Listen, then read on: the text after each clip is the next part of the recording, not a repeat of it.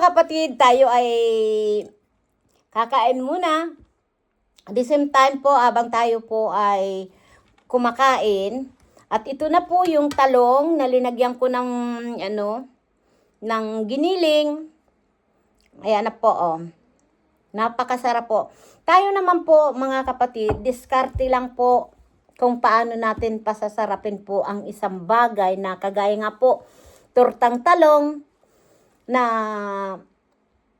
hindi lang po simpleng talong na torta, yung alam niyo natin yung ginagawa po natin na itlog lang, pero ako ginawaan ko po ng lagyan ko ng parina, ano ba parina ay harina at saka giniling na baboy at minix ko po baboy at baka. Karne ng baka. Minix ko po yung baboy para hindi masyadong po at masarap, malasa. At ngayon naman po ay kasama po dyan ang isda, like bangus po to. Ano ba tawag sa bangus, yung parang bangus dito sa Italia? Spigula. Ayan. Nagprito po tayo. Masarap po na masarap kumain na minsan dalawang klase at tayo po ay magkakamay kumain. Ano? Masarap po yan. Tortang talong with giniling. At may isda po. Parang bangus po yan. Ngayon nga po, abang tayo kumakain at nakatapos na tayong magluto at parang mukbang ang gagawin ni Malo de los Santos. Pero hindi po. Ang gusto ko lang po ipaabot sa inyo ang kagaya po ni Rowell of Malalag na charity vlogger at ni Daddy Frankie. Pagsasamahin ko na po silang bigyan ng reaction or opinion. Ano po? Yun po ang dapat natin suportahan. Yung talagang deserve lang po natin tulungan. Ano po? At wag tayo doon sa malalakas pa, mga kapatid. Wag tayo masyado yung, halimbawa, beneficiary ni Rowell of Malalag. Pagsisilosa natin. Wag po. Gayahin na lang natin ang mga supporter ng mga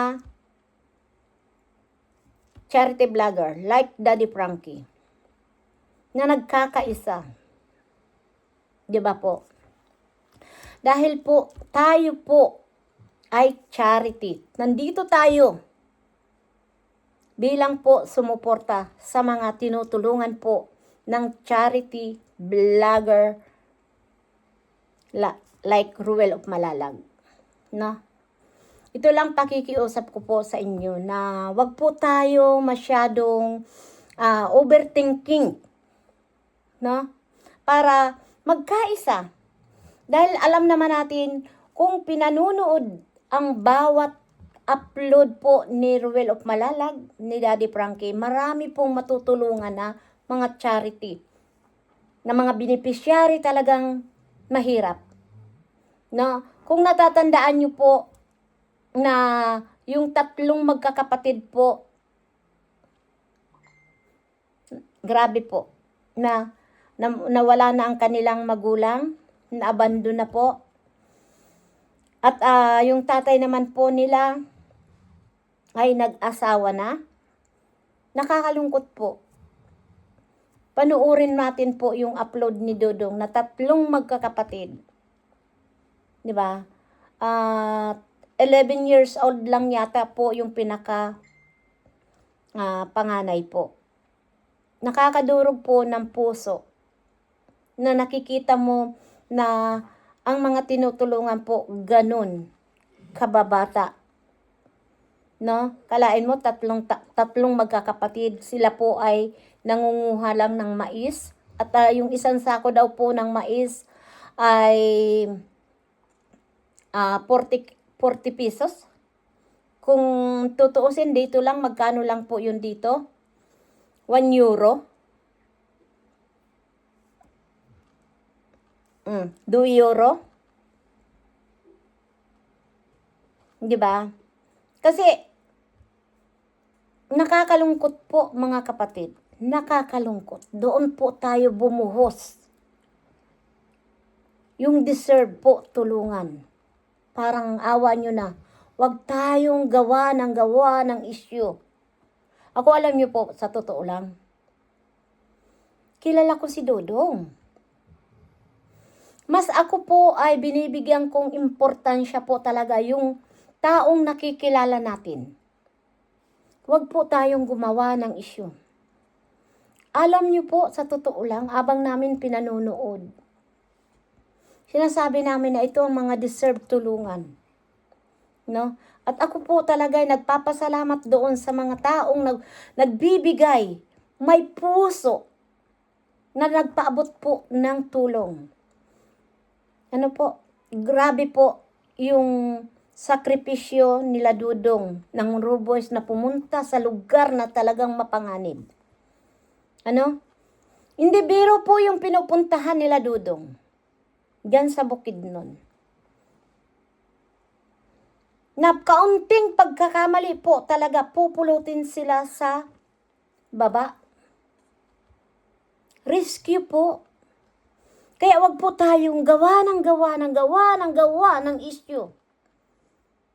Kung ayaw nyo panoorin, wag na kayong manood. Ito lang ang masasabi ko po. Bilang po na sumusuporta kay Rowell of Malalag. No? At yun, nagsasabi at nagtatanong sa akin diyan sa comment section. Ha, ito lang ang masasabi ko. Sasagutin kita. Bakit wala ka bang kamag-anak na mahirap?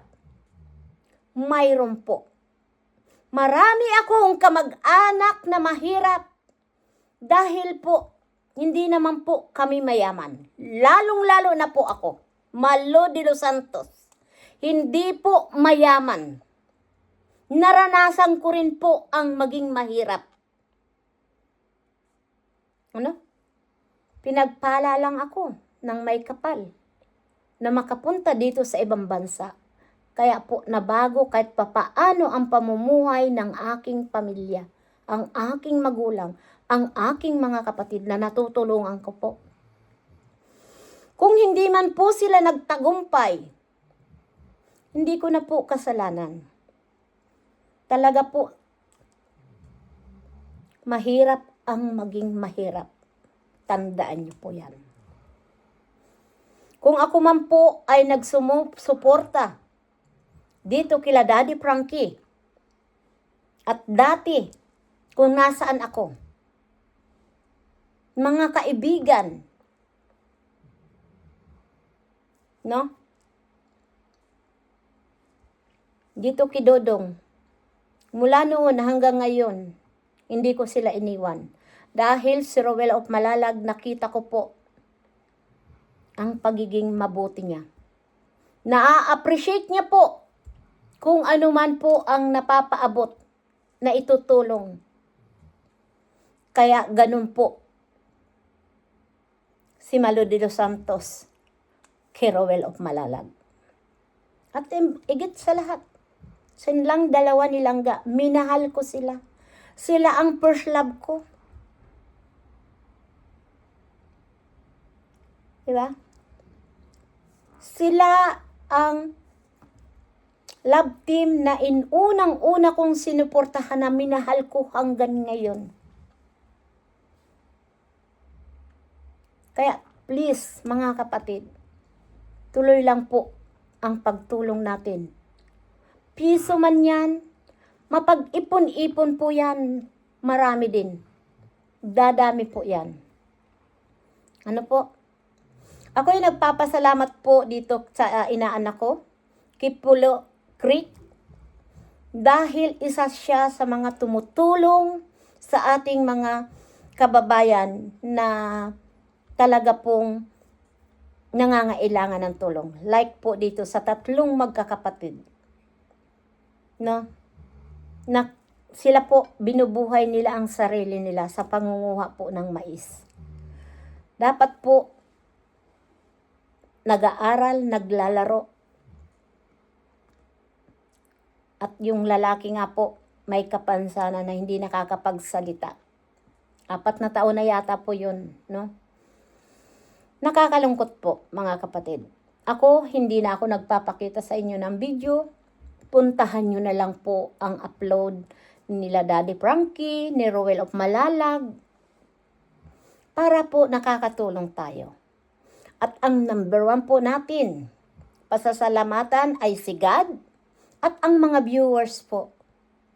Dahil kung walang mga viewers, wala po tayong matatanggap na revenue. Kaya po, sila po ang importanteng pinasasalamatan ang mga viewers po. Dahil sila, ibibili na lang nila din pong bigas, bibili na lang load para mapanood tayo. Napakalaking bagay po yun, yung ambag nila. Nakakatulong po yun sa atin. Basta po tayo, wag mag-skip ng ads. Malaking bagay po. Lalo na po tayo nandito sa ibang bansa. Ako'y nagpapasalamat sa mga mabubuting tao. May puso. Sabi nga ni Kuya Alex, kasing-kasing. Alam niyo po mga kapatid, nung abang ako'y nanonood noon sa kasing-kasing, hindi ko po alam kung anong ibig sabihin ng kasing-kasing mga kapatid. Totoo lang po yan. Ang akala ko po, yung kasing-kasing, pinsan. Kasin. Diba? Kasing-kasing. Akala ko mga pinsan. Yung pala po ay puso. Kaya yung may mamabuting kasing-kasing, damayan po natin ang Rowell of Malalag at ang Daddy Frankie po. Sila po yung totoong mga charity. At higit sa lahat, suportahan po natin Rochelle Morales dahil po siya ay nagsusuporta po sa mga kapatid niyang nag-aaral at higit sa lahat sa kanya. No? Iyon po ang napakahalaga. Huwag na tayo kung anong issue. Huwag na tayo yung magpapanggap na millionaire. Napakaganda po yung tayo po ay sumuporta na lang. Kahit piso po yan. Napakalaking alaga po yan sa mga tinutulungan ni Rowell of Malalag. No? Kaya, ang may mga mabubuting puso o kasing-kasing, tuloy lang po ang laban. Tuloy lang po ang suporta natin. Dahil napaka-importante po sa lahat na bagay na tayo po makatulong. Iwasan na lang natin po ang issue. Kaya please, yung nagtanong sa akin na kung wala ba akong kamag-anak na mahirap, marami po. Pero po, makatulong man tayo. Dahil ako po, ipagtanong ninyo, pumunta po kayo sa baryo namin, kilala po ako kung sino si Malu de los Santos. Kahit yung nakakakilala po, isusubo ko na lang po yan, itutulong ko pa. Dahil ganun po, si Malu de los Santos, naranasan ang maging mahirap. No? Hindi po ako mayaman. Pero kahit papaano po, nakakatulong ako sa pamilya ko. At higit sa lahat, ang pagtulong sa isang kapatid, pagmamahal po yan. Arugain natin ang pamilya, ang magulang. Ibig sabihin po yan, pagmamahal, nanggagaling dito, hindi sa bibig. Kaya kung anuman po ang maitulong natin ibigay sa mga charity vlogger gaya ni Rowell of Malalag, Daddy Frankie, nang dito po yang galing. Pagmamahal. Dahil po tumutulong tayo. Maliit man pong halaga yan. Pagsamasamahin, malaking bagay po yan. Marami pong salamat, hanggang dito na lang. Nasuportahan po natin Rowell of Malalag. itong tatlong bata, magkakapatid, na ang tatay po nag-asawa na rin. Lula na lang po ang nagagabay sa kanila. At sarili nila po, binubuhay nila sa pangunguha ng mais. Yan po ang suportahan natin.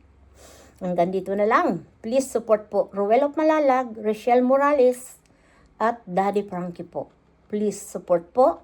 At siyempre naman po, Malo de los Santos po. Suportahan ninyo rin po. Dahil ang kinikita po ni Malo de los Santos, yan po ay pinatutulong natin. Maraming salamat po, Kipulo Creek. Thank you so much. At sa Team Opo, antay man daw po kami tawagin, antay-antay lang po. At sa Rina's Community po, suportahan po natin si Rina. Ano po?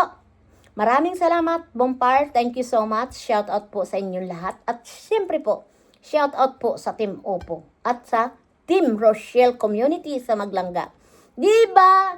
Ngayon po, tikman na natin itong linuto ni Malo de los Santos na torta. Diba? Ang sarap kumain. Magluto tayo. Imbintong luto. Para masarap abang tayo nanonood ng vlog ni Dodong at ni Daddy Frankie. Thank you so much sa inyong lahat. Paalam. We love you so much. Happy Sunday. Bye-bye.